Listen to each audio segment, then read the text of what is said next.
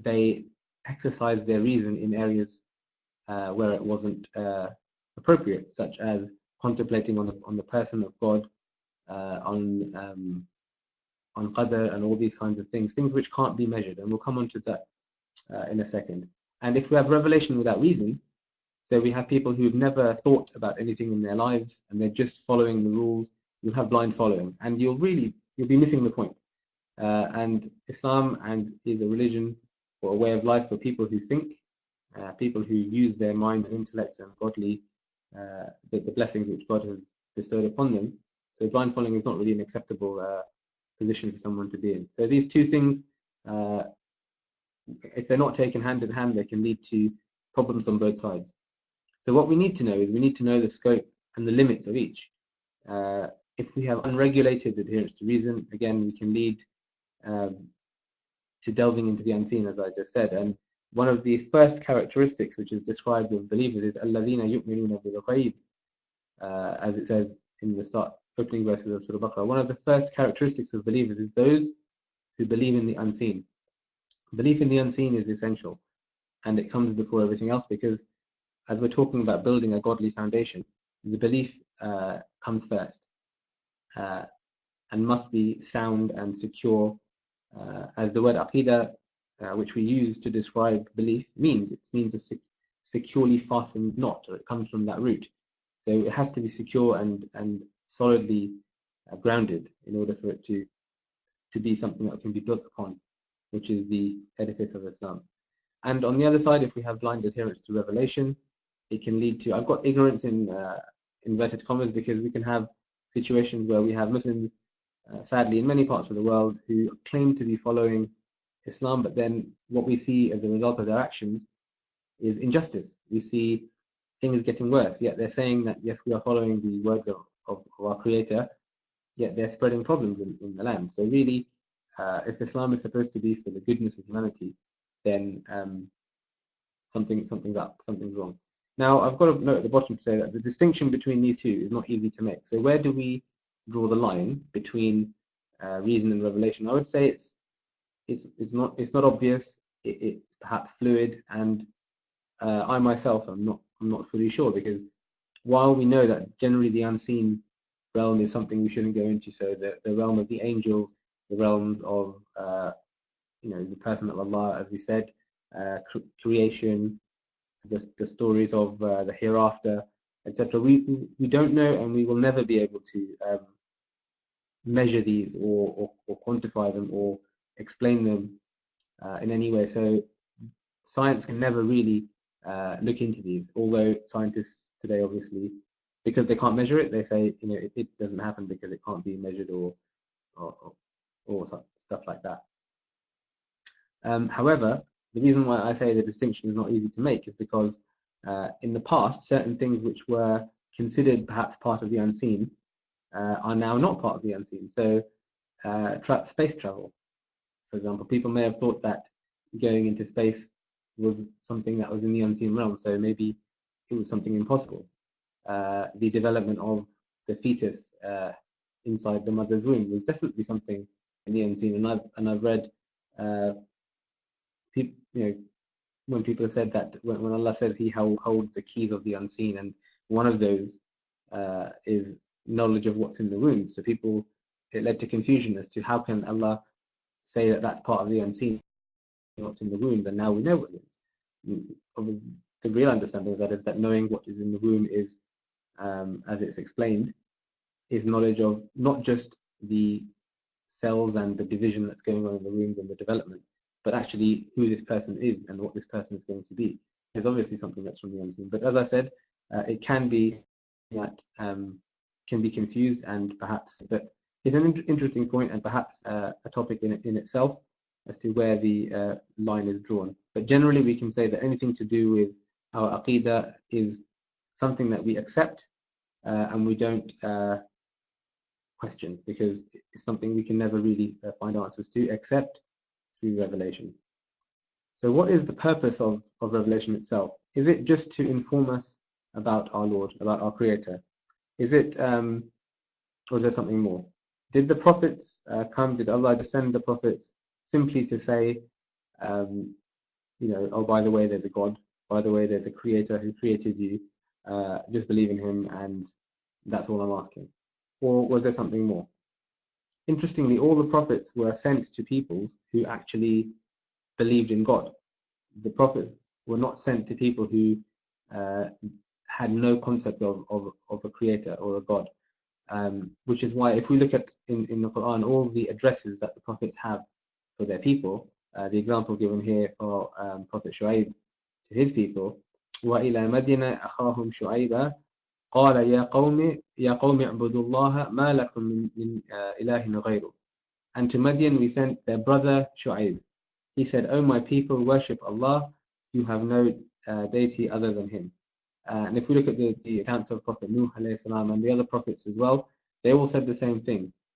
They started by saying, interestingly, Ya Qawmi, so my people.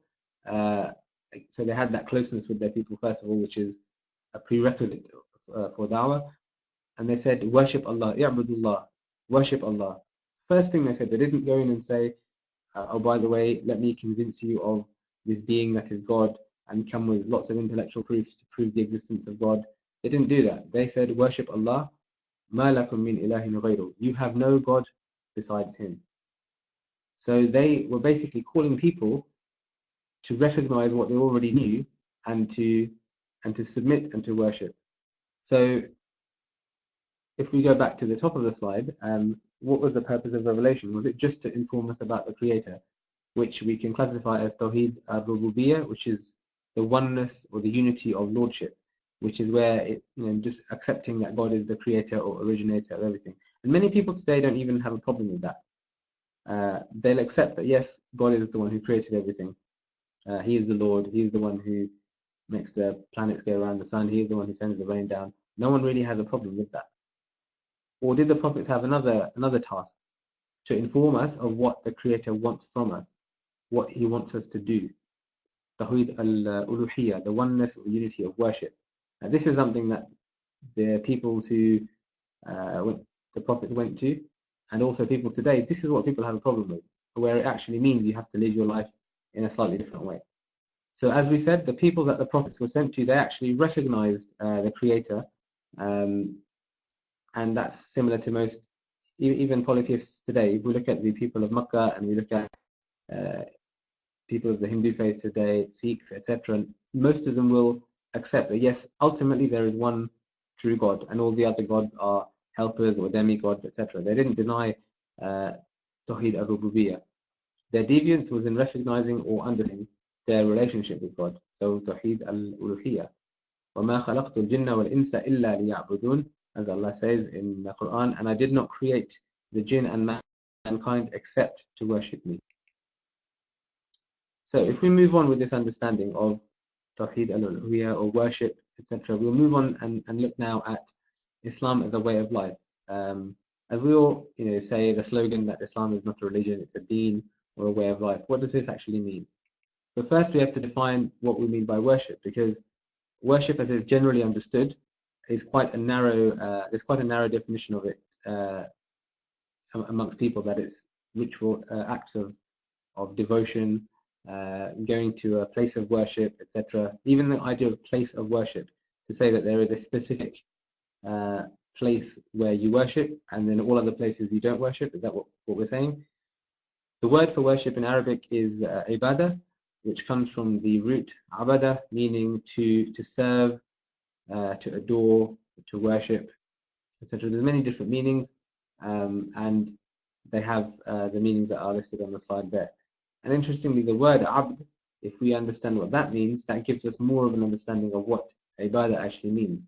The word abd means slave. So, or as some people say, servant. Now, interestingly, I remember as well, there's times when sometimes people use the word slave, I mean Muslims, and others say, no, servant is better. Because if you think about it, a slave and a servant are somehow different. If we think about what the role of a slave would be and the role of a servant would be, I would understand that a slave is one who does not have much of a choice. He has to do what his master tells him.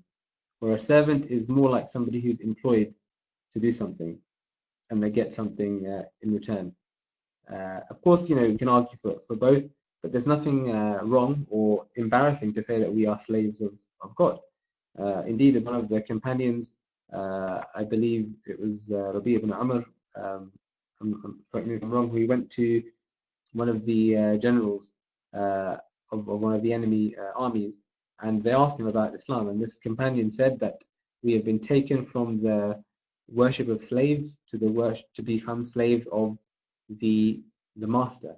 So they're saying that we were from ibadat al-ibad, from the worship of slaves to become slaves or worship of the master. So there's nothing embarrassing in saying that we are slaves of God. In fact, what an honored position to be slaves of the creator of the universe. So the scope of worship in Islam is very broad. The word Islam, as we know, means submission to the will of God, and a Muslim is one who submits. So while we understand that there are places of worship or times of worship, etc., everything which pleases our Creator is worship. And there's many hadith which tell us about this, how it expands the meanings of reward, of what things can earn us reward, what things are sadaqah, all these things, even a smile being sadaqah, something which we will be rewarded for. It's broadening our horizons from thinking about worship as something narrow to thinking about it as something very broad. The next question would be, why do we actually need to worship God? If the prophets came to tell their people, Ya Abdullah, you have to worship God, but why? What is the purpose for this? Is it something that we is a nice to have, or is it something that's essential for us to do?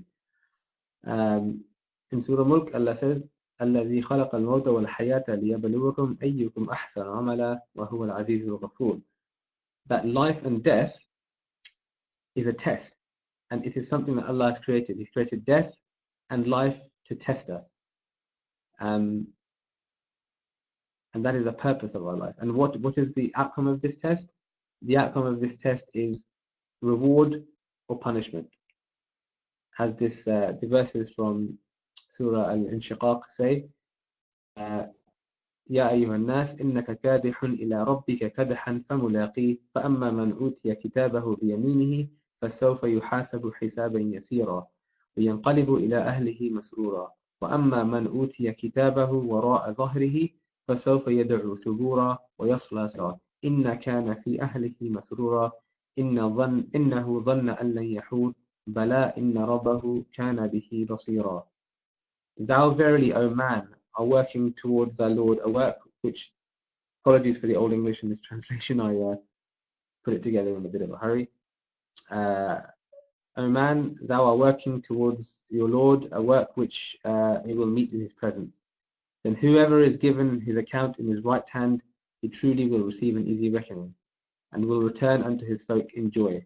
But whoso is given his account behind his back, he surely will invoke destruction, and be thrown into scorching fire. He verily lived joyous with his folk. He verily knew that he would never return unto Allah. Nay, but lo, his Lord is ever looking on him. So these verses paint a very vivid image of the hereafter. And interestingly, if we look at the contrast which the Quran always portrays, that somebody who was working good works and because of this will be given their book in their right hand, they will on the day of judgment be joyous and happy. But the people who did not, on the other hand, do good works, they will get their account behind their back, and they will be thrown into the fire, because in this life they lived joyous and they basically chilled out and thought that they would never Allah, but Allah was looking upon them. So this is why we have to worship Allah. If we want to be successful in the hereafter, we have to, right? It's for our own good.